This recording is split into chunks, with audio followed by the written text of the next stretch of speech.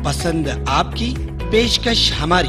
मोहम्मदिया मंदी house near Mohammadia shawarma, Khadarbagh, नानल नगर, हैदराबाद।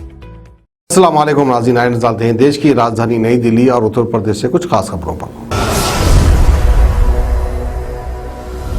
आप सभी का स्वागत है सच न्यूज में। आइए जानते हैं उत्तर प्रदेश और देश की राजधानी से कुछ खास खबरें। उत्तर प्रदेश की सियासत में भगवान कृष्ण की एंट्री हो चुकी है। सपा मुखिया का कहना है कि भगवान कृष्ण रोज सपने में आते हैं और कहते हैं कि समाजवादी पार्टी की सरकार बनने वाली है। कोई दिन ऐसा नहीं जब भगवान सपने में आकर ऐसा ना करते हों। आपको बता दें कि अखिलेश यादव का ये बयान बीजेपी सांसद हरनाथ सिंह यादव के एक पत्र के बाद आया है। सांसद ने पत्र लिखकर योगी आदित्यनाथ को मथुरा से चुनाव लड़ने की मांग की है, जिसमें उन्होंने कहा कि पत्र भगवान कृष्ण की प्रेरणा से लिख रहे हैं। तो वहीं अखिलेश यादव ने सूबे के मुखिया योगी आदित्यनाथ पर निशाना साधते हुए ये भी कहा कि हमारे मुख्यमंत्री फेल हो चुके हैं, उनके पास अब कोई नहीं करा सकता है। जो पास कराने आ रहे हैं वो भी नहीं करा पाएंगे। यादव ने कहा कि हमारी सरकार बनने पर राम राज्य भी आएगा। मुख्यमंत्री योगी आदित्यनाथ ने प्रदेश में होने वाले विधानसभा चुनाव से पहले जिले को 7,255 करोड़ के विकास कार्यों की सौगात दी है। तो वहीं 660 मेगावाट की यूनिट के उद्घाटन के साथ ही 9 परीक्षण केंद्र और 113 परियोजनाओं का लोकार्पण और शिलान्यास भी किया है। तो साथ ही 2000 छात्र छात्राओं को स्मार्टफोन और टैबलेट भी दिए हैं। जनसभा को संबोधित करते हुए उन्होंने ये भी कहा कि सपा सरकार में स्मार्टफोन, टैबलेट, विद्युत आपूर्ति बाधित होने के चलते चार्ज नहीं हो पाते थे। पिछली सरकार महंगे दामों पर बिजली देती थी और आज हरदुआ गंज तापे परियोजना के लोकार्पण पर लखनऊ में कुछ लोगों को सपने आ रहे होंगे कि भगवान कृष्ण कह रहे होंगे जो काम तुम लोग नहीं कर सके तो इस समय की प्रदेश की बीजेपी सरकार ने कर दिया है। साथ ही योगी ने यह भी कहा कि सपा सरकार मथुरा, गोवर्धन, वृंदावन के लिए कुछ नहीं कर पाई, लेकिन कंस को पैदा करके जवाहर बाग कांड करवा दिया। सपा सरकार में मथुरा के कोसी में सबसे पहला दंगा हुआ था। आगे उन्होंने ये भी बताया कि आज कोई किसी की जमीन पर कब्जा भी नहीं कर सकता है और करेगा तो बुलडोजर चलाया जाएगा। प्रधानमंत्री मोदी के नेतृत्व में उत्तर प्रदेश की सरकार हाईवे बना रही है, एक्सप्रेसवे बना रही है, एयरपोर्ट बनवा रही है और पावर प्लांट भी लग रहे हैं और साथ ही गरीबों के लिए मकान भी बन रहे हैं। आगे योगी ने भी बताया कि कोरोना काल में प्रदेश और देश की सरकार ने लोगों की मदद भी की है, लेकिन कोरोना काल के दौरान सपा, बसपा, कांग्रेस के भाई बहन कहीं नहीं दिखाई दिए।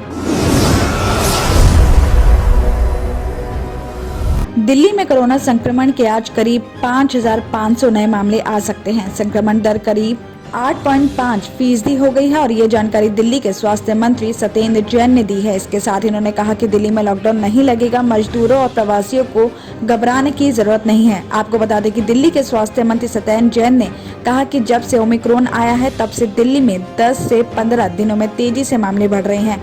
लोगों में बहुत मामूली ही लक्षण दिखाई दे रहे हैं, मामले बढ़ रहे हैं, लेकिन लोग गंभीर रूप से बीमार नहीं पड़ रहे हैं। पिछले 2 दिन में 84% मामले ओमिक्रॉन के ही थे। तो वहीं दिल्ली में कोरोना के बढ़ते मामलों को देखते हुए सरकार ने वीकेंड कर्फ्यू लगाने का फैसला लिया है। दिल्ली के उप मुख्यमंत्री मनीष सिसोदिया ने डीडीएमए के साथ मीटिंग की है और उन्होंने उस बारे में बताया कि ओमिक्रॉन वेरिएंट का अब तक का व्यवहार देखकर ये ज्यादा खतरनाक नहीं लग रहा है, लेकिन फिर भी सिचुएशंस को ध्यान में रखते हुए किसी तरह की लापरवाही नहीं की जा सकती है। साथ ही सिसोदिया ने आगे भी बताया कि इसके बढ़ने की गति को हम जितना कंट्रोल कर सकेंगे उतना ही अच्छा होगा। इसके लिए हमने डीडीएमए की मीटिंग में फैसला किया है कि दिल्ली में शनिवार और रविवार को वीकेंड कर्फ्यू रहेगा। दूसरा ये कि दिल्ली में जो भी गवर्नमेंट ऑफिस है वहाँ जरूरी काम को छोड़कर सभी कर्मचारी वर्क फ्रॉम होम करेंगे और प्राइवेट कंपनियों में 50% स्टाफ ही काम करेगा।